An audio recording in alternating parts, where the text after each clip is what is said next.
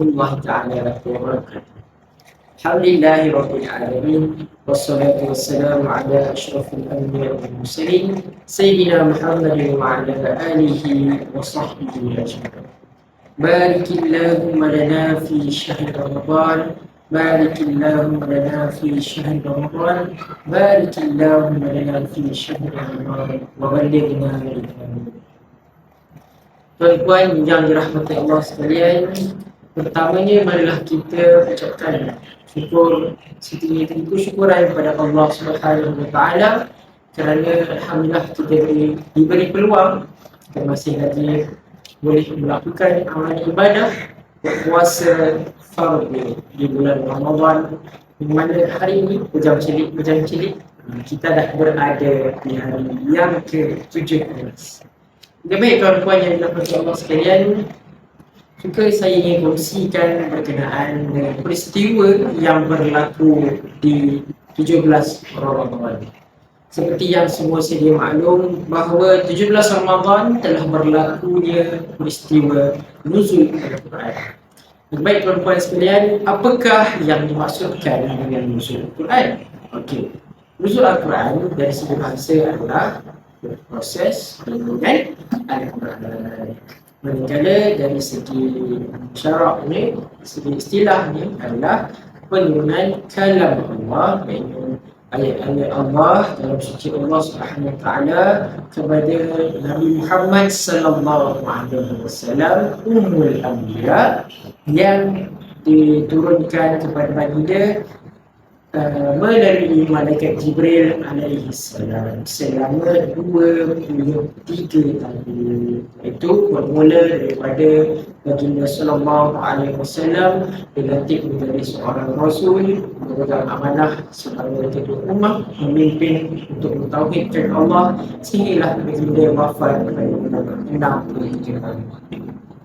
Baik tuan-tuan yang dirahmati Allah sekalian, apakah hikmah di sebalik penurunan Al-Quran ini?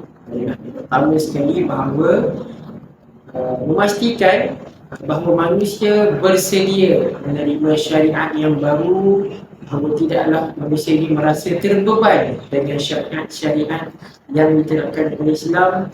Kita perlu tanamkan dalam diri kita bahawa undang-undang Allah ataupun ketetapan Allah itu adalah ketetapan yang terbaik buat manusia, yang mana berbeza sangat, tak sama langsung dengan undang-undang manusia yang mana berasaskan kepada akal fikiran yang terbatas dan juga berunsurkan nafsu sendiri, insyaAllah.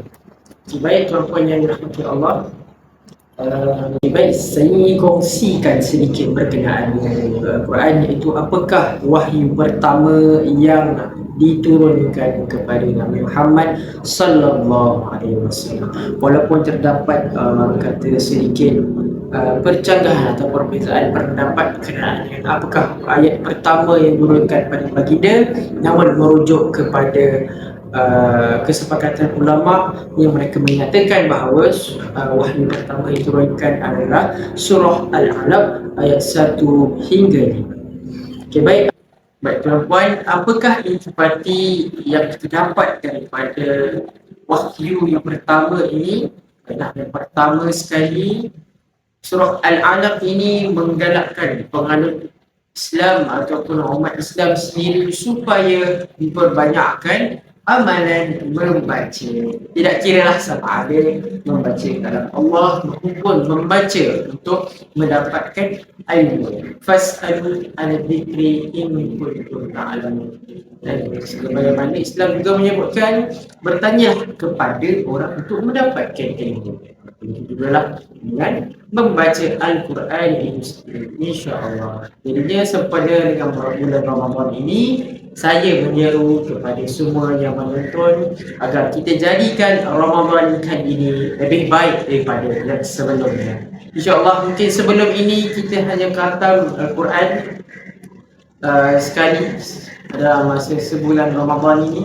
Mungkin untuk tahun ini kita boleh tambah baik dengan memperbaiki ilmu tajwid kita, ataupun sambil kita membaca tadabbur Al-Quran bersama rakan-rakan, bersama jemaah yang lain, kita boleh tadabbur Al-Quran bersama terjemahan sekali, insya-Allah. Ataupun mungkin kita boleh kita doakan sama-sama semoga kita istiqamah membaca Al-Quran Karim ini bukan hanya di bulan Ramadan semata-mata, malah kita kekal istiqamah membaca Al-Quran ini di bulan-bulan yang lain, insya-Allah. Aku qauli hadza wa astaghfirullahal azim lakum. Assalamualaikum warahmatullahi taala wabarakatuh dan selamat berpuasa.